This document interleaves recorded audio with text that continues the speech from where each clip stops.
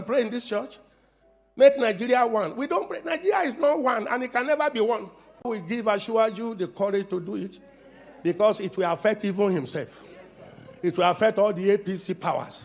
It will affect all the MDs of banks. The MDs of banks are the destroyer of this system. The powerful, the high and the mighty. He is stepping on their toes. I pray God give him the grace to do it. The next thing he should do, tell him if you know him, is to restructure this country. Nigeria is a fraud. One particular tribe repressing the whole of us. Did you hear what central bank governor wants to do? Just a department, the operation department of central bank, to be moved back to Lagos, where you have 99% of the headquarters of bank. The north is agitated. Don't take Abuja back to Lagos. They don't care. If you all become beggars, it's okay for their oligarchic mentality. I talk like no other pastor talk. I talk like no other pastor talk. Because I have seen into governance, I have seen into the church. And I know where the problem is in this country. Are you hearing me? They may not like what I'm saying, but they cannot dispute the truth. This country cannot go on like this. Okay, I was talking about those who migrated. I don't blame those that want to japa. You know, initially I was saying don't japa. Do you hear me say that again? Japa if you want to japa. Because you look at the country and say, what future? If it goes on like this, what future? If it goes on like this, civil war is imminent. If it goes on like this, military intervention is imminent. Do we want to go back to that? No. Something must happen. I have always believed that something must happen. Do you see the way we pray in this church? Make Nigeria one. We don't pray. Nigeria is not one, and it can never be one. We are different nations tied together by force.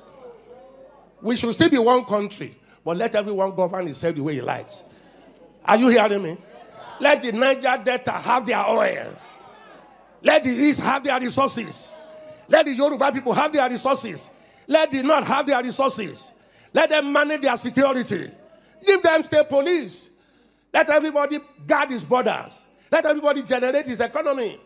Why must we generate oil in the Niger Delta and take it to the North? Why must we generate IGR here, or the VATs, and take it to the North that generate nothing? The 10 key northern states have Sharia. Sharia says no to alcohol. Sharia says no to tobacco. But alcohol and tobacco is what gives us VAT here. And you take the money from there to spend where you say you don't want, but you like the money. Fraud,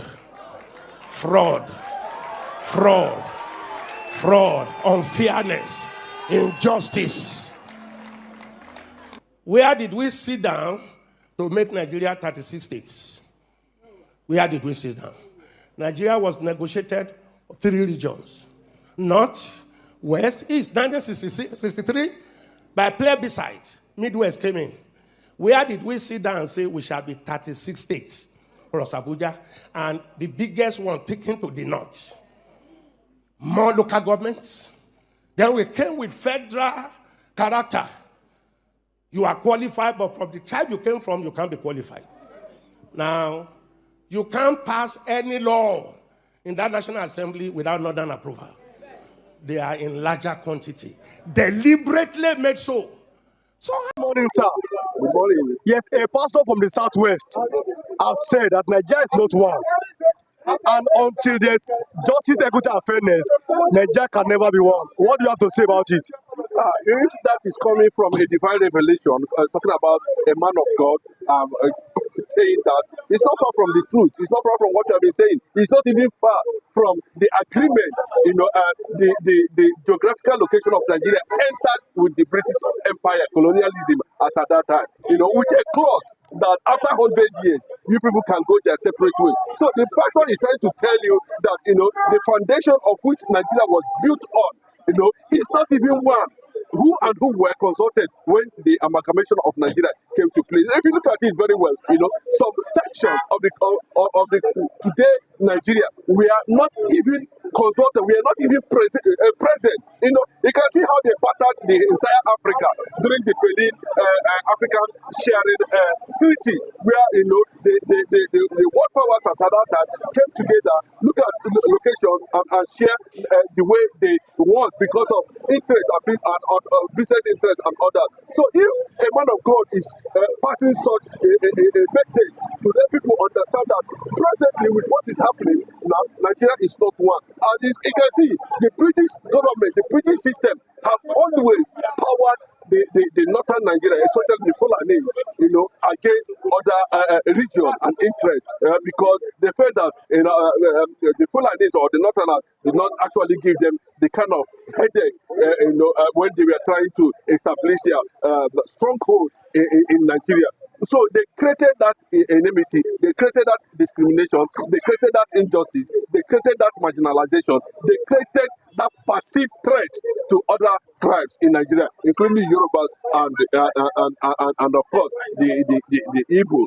So what the man of God is trying to tell Nigerians, it's just unfortunate that we don't have good leaders, you know, that would have been very consistent, you know, and look at those issues and see how they can build nationalism, how they can build unity, you know, among all the ethnic nationalities in Nigeria. And that is why, you know, sometimes I make reference to the late legend, talking about the Afrobeat king himself, Fela Anikulapo Kuti, who discovered the mystery surrounding Nigerian entity and came up with a republic. You know, because you look at Nigeria, the factor, you look at the situation on ground, you look at the whole thing, how Nigeria was, you know, conspired, you know, and he said, I'm not part of this arrangement. And he declared a republic called Kalakuta Republic.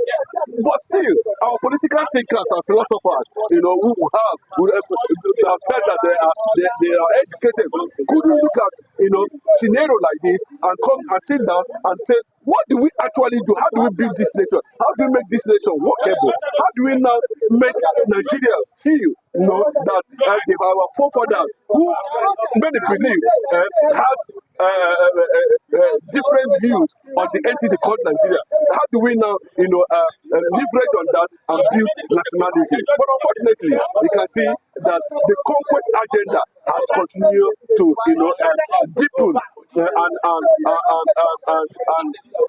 the fabrics of Nigeria as an entity, as a country, you know, has continued to weaken up to this day. And that is why we are seeing, you know, people have looked into it deeply, especially the ethnic laws, and they continue to say, you know, they cannot be part of this entity called Nigeria. In 30 minutes now, I want to ask you a question. What do you think that Nigeria must do as a nation so it can move forward? There's a lot of things Nigeria can do. One, there should be constitutionality or constitutionalization or constitutionalism. You know, no matter how you look at it, where the people, the Nigerians themselves, that's what Ambassador said, that democracy is not working in Nigeria. It is not even working in Africa. Let every country, let every nation in Africa sit down, you know, and grow their own type of democracy, and grow their own type of philosophy, and grow their own type of orientation, and grow their own type of philosophy that will drive nationhood.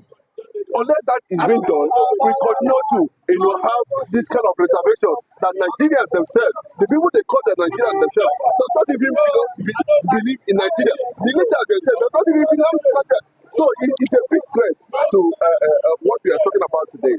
Thanks for coming, sir. Now you're not I get. I don't know it's going to be like this. How wouldn't you know? If somebody serve you a poison, are you going to drink it because it's from your tribe? Do you not think they can correct that mistake? I don't think in so. the forthcoming election, do you think Nigerians now will be wise enough to correct the mistake they made? Nigerians will never be wise. They will never be wise. You see, let me tell you, the problem is that Nigeria is not yet a nation. Now let me explain. Let me go back to history. Pre-independence Nigeria, there was a time when the British, they introduced indirect rule in Nigeria. Now let me start from the Hausa Fulani people.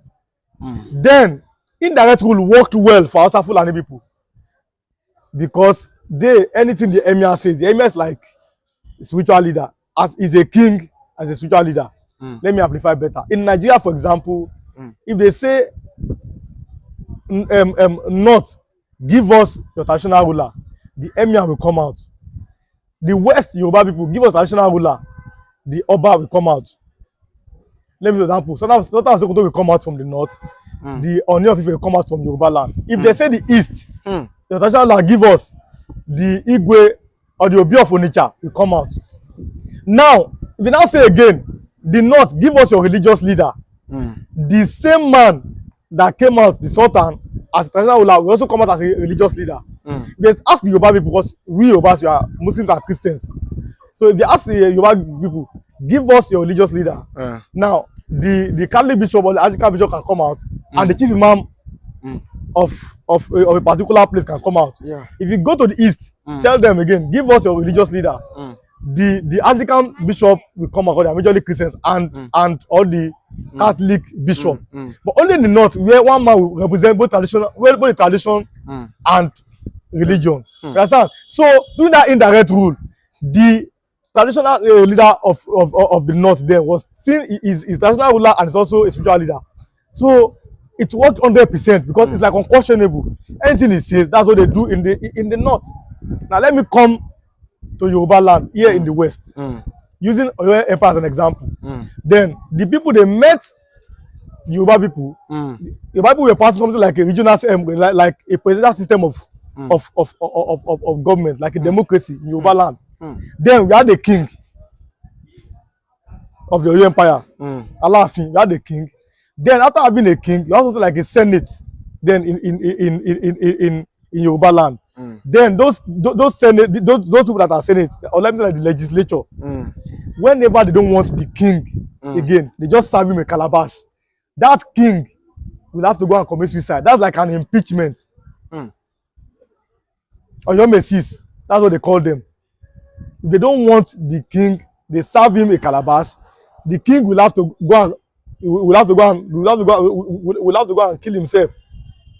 That's like impeaching the king. Then we had maybe a major general. That's the Iron of Kakanfu. He does not live in the city with the king. Then in Oyo State, Oyo Empire. That's like a military barrack. It's like the major general or the chief of army staff. Then Iron of Kakanfu. Then the indirect rule, because the king does not have absolute power in the southwest, in the Oyo Empire. Then that what worked 100% in the north could only work 50% in the southwest. I mean, using Oyo Empire as an example, Oyo Empire. Then let me go to the east, the Igbo people.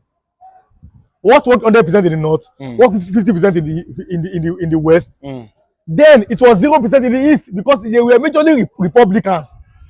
There was no central figures then in the east. The Igbo people. So they don't have like something like a central authority, a king.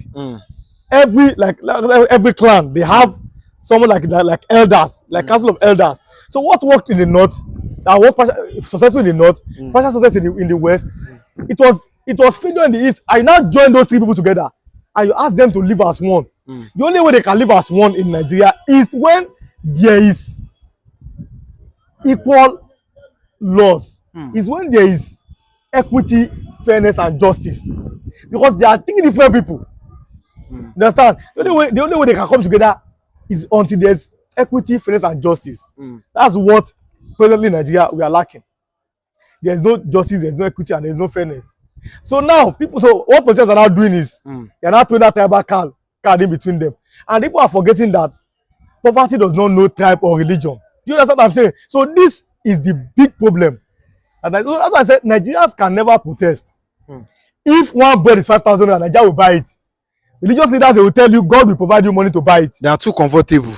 See, let me tell you something. Even the hike in petrol price, you just say all of a sudden now they increase it just recently. But I see before December too, they might see increase to 1,000. Nigeria will feel very comfortable by buying it. If you push a goat to the wall, if that goat reaches the end of the wall, it will have to turn back because it has nowhere to go. If you push a Nigerian man to the wall, the Nigerian man will break the wall, an average Nigerian man, and will have to run out of the wall. Nigerian case is like a case of a frog. If you put a frog into a boiling water, that frog will jump out immediately. But this is how to do it. You put that frog in a cold water, then you put it on top fire. The more it gets boiled, the fire is boiling, the more that frog will be adjusting till it will die. That's what Nigerian people do. Keep increasing the small, and they will do nothing. Understand? And the problem is that there's poverty in the land, there's poverty in the country. You understand? Let me give you another analogy of Nigerians. How the politicians are treating an average Nigerians. This is the analogy. Listen, if only you are in your house, I mean in your room, you padlock the room and everything. You are not left only a chicken, a live chicken. Now, that chicken, what you are doing to that chicken is that you're not pulling out his feathers by force. You know how painful it is